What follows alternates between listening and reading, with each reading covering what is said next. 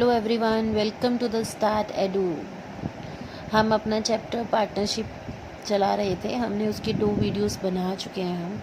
ये इसका third part है जिसमें हम पार्टनरशिप डीड और उसके रजिस्ट्रेशन के बारे में पढ़ने वाले हैं। और अगर आपने मेरी पहली वीडियोस नहीं देखी हैं तो उनका लिंक मैं आपको आई बटन और डिस्क्रिप्शन बॉक्स में दे दूँगी, आप वहाँ पे जाके देख लीजिएगा।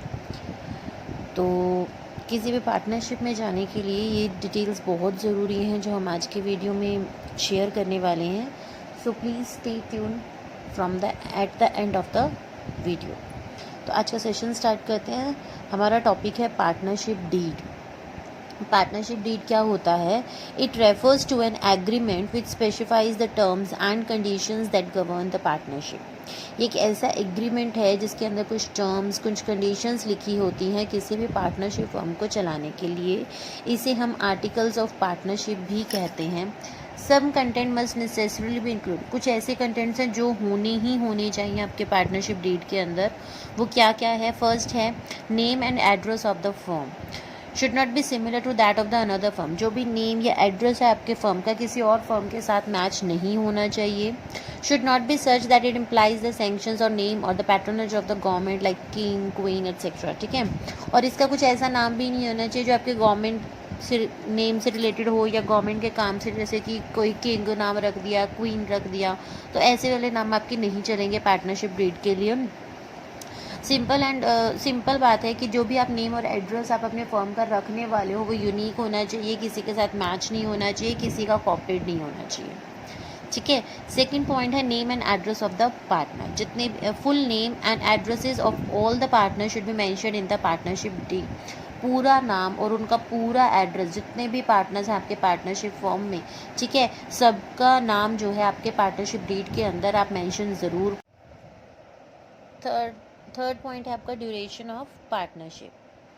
मतलब कि if partnership is for a specific period it's duration भी क्लियरली मैंशन। अगर आपका जो पार्टनरशिप फर्म है वो आपने कुछ एक स्पेसिफिक पीरियड के लिए शुरू किया है, कुछ एक स्पेसिफिक टाइम के लिए आपने इसको बनाया है कि हम 1 महीने चलाएंगे या 1 साल चलाएंगे, तो उसका ड्यूरेशन जो है आप क्लियरली मैंशन होना चाहिए आपके पार्टनरशिप डीड के अंदर।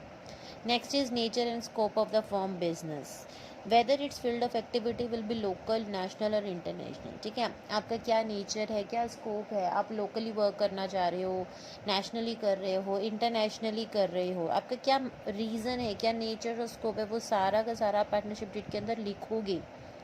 ठीक है। Next contribution of capital by the partner. जितने भी आपके पार्टनर्स हैं वो कितनी कितनी कैपिटल आपके फर्म में लेकर आए हैं। ठीक है। ये सब भी आप पार्टनरशिप डीड के अंदर यूज़ करोगे, लिखोगे। प्रॉफिट एंड लॉस रेशो, आपका जो प्रॉफिट डिस्ट्रीब्यूट करने का या लॉस डिस्ट्रीब्यूट करने का रेशो है वो कितना है, ये भी आप उसमें लिखोगे। Commission and salary of the partner, कितना कमीशन आप अपने पार्टनर्स को दोगे अगर आपका प्रॉफिट होगा या समथिंग एल्स, कितनी सैलरी आपके पार्टनर्स की होने वाली है, ये सब भी आपके पार्टनरशिप डीड के अंदर लिखा जाएगा। Loans to and by the partners, कितना लोन आपने पार्टनर से लिया और कितना पार्टनर्स को दिया है, कितना लिया है और कितना दिया है पार्टनर्स को, ये सब भी आप लिखोगे। Drawings and interest. ड्राइंग्स क्या होते हैं? जो भी आप पर्सनल विड्रॉ करते हो, पर्सनल मनी आप विड्रॉ करते हो अपने पर्सनल यूज़ के लिए। ठीक है। अपने बेटे की स्कूल की फीस डिपॉजिट कर दी है ना, अपने कार का लोन भर दिया या समथिंग लाइक दैट, ये सारे आपके पर्सनल एक्सपेंसेस है। जब आप इनको पार्टनरशिप फर्म में से पे करते हो तो वो आपकी ड्राइंग्स बन जाती हैं। ठीक है। तो कितनी ड्राइंग्स हैं आपकी, कितना उस पर इंटरेस्ट लगा है, ठीक है, वो सब भी आप इसके अंदर लिखने वाले हो। Rights and duties of the partners for the management, आपके पार्टनरशिप के मैनेजमेंट के लिए आपके पार्टनर्स की क्या राइट्स हैं, क्या ड्यूटीज़ हैं regarding your partnership, this is also written in the partnership deed. The mode of maintaining the accounts, क्या कौन से तरीके से आप अपने अकाउंट्स को जो है बनाने वाले हो आपके पार्टनरशिप कंपनी में या ऑर्गेनाइजेशन में, that is also included in the partnership deed. The rate of interest payable to the partners on their capital, जितने जितने कैपिटल्स पार्टनर लेकर आए हैं उसके बेसिस पे आप उनको कितना इंटरेस्ट दोगे। ठीक है। कितना परसेंट इंटरेस्ट आप देने वाले हो, that is also included. Method of solving the disputes, अगर आपके बीच में कोई डिस्प्यूट हो जाता है तो उसको सॉल्व करने के लिए आप क्या क्या तरीके अपनाओगे, वो भी आप पार्टनरशिप डीड में लिखोगे। तो ये कुछ 13 पॉइंट्स हैं जो मतलब कि होने चाहिए आपके पार्टनरशिप डीड के लिए। जब भी आप कोई पार्टनरशिप फॉर्म बनाते हो तो पार्टनरशिप डीड एक ऐसा डॉक्यूमेंट है जो आपको इशूड करना होता है, और उस पार्टनरशिप डीड के अंदर आपको क्या क्या लिखना होता है वो इन 13 पॉइंट्स में इंक्लूडेड है। नेक्स्ट आपका टॉपिक है रजिस्ट्रेशन ऑफ द पार्टनरशिप। किसी भी पार्टनरशिप को वैसे तो रजिस्टर्ड नहीं, अगर आप नहीं भी करवाओगे तो भी आप पार्टनरशिप अपना फॉर्म चला सकते हो, लेकिन हम यहाँ पे डिस्कस करने वाले हैं कि अगर आपने रजिस्ट्रेशन नहीं करवाया है तो क्या क्या आपको कॉन्सिक्वेंसेस फेस करने पड़ सकते हैं। देखिए, N unregistered firm suffers from the following serious problem. जो एक अनरजिस्टर्ड मतलब आपने अगर रजिस्टर्ड नहीं करवाया है अपने पार्टनरशिप फर्म को तो आपको कुछ प्रॉब्लम्स फेस करनी पड़ सकती हैं। वो क्या है? A partner of an unregistered firm cannot file a case against the partnership firm। जो कोई भी पार्टनर होता है अनरजिस्टर्ड फर्म का, ठीक है, वो आपकी पार्टनरशिप फर्म के खिलाफ की आपकी या किसी भी पार्टनरशिप फर्म के खिलाफ कोई भी फाइल दर्ज नहीं कर सकता, क्योंकि वो खुद ही एक अनरजिस्टर्ड फर्म का पार्टनर है। तो वो किसी और पार्टनरशिप फर्म पे कैसे केस कर सकता है? A partner of N unregistered firm can not file a case against any other partner of the unregistered firm.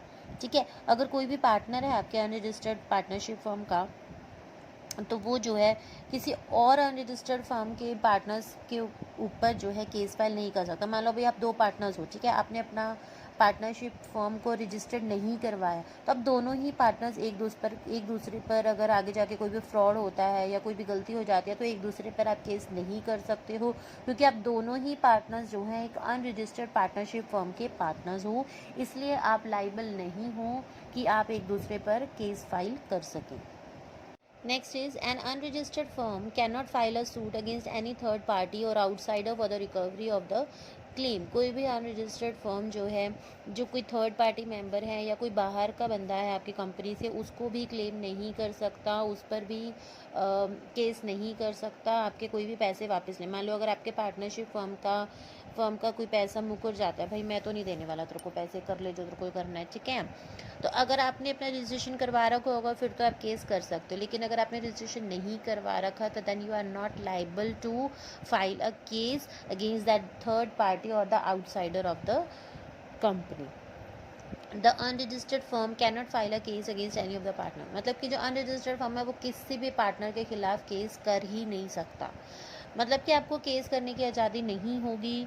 मतलब आप अपना हक अगर आपका फ्यूचर में अगर आपका कोई हक मार रहा है तो आप अपना हक नहीं मांग सकते अगर आपका जो फर्म है वो अनरजिस्टर्ड है। तो इसीलिए आपको रजिस्टर करवाना थोड़ा ज़रूरी हो जाता है, क्योंकि आपको फिर हर तरह के हक मिल जाते हैं आपके पार्टनरशिप फर्म के ऊपर। तो कुछ प्रोसीजर हमें फॉलो करना होता है जब हम रजिस्टर करवाते हैं अपने पार्टनरशिप फर्म को, तो अब हम वही पढ़ेंगे। The procedure for the registration of the partnership firm. Along with the application the following information must be supplied. मतलब कि आपकी एप्लीकेशन के साथ साथ आपको ये सब बातें भी जो है शेयर करनी पड़ेंगी। वो क्या क्या है? नेम ऑफ द फर्म, आप अपने फर्म का नेम बताओगे।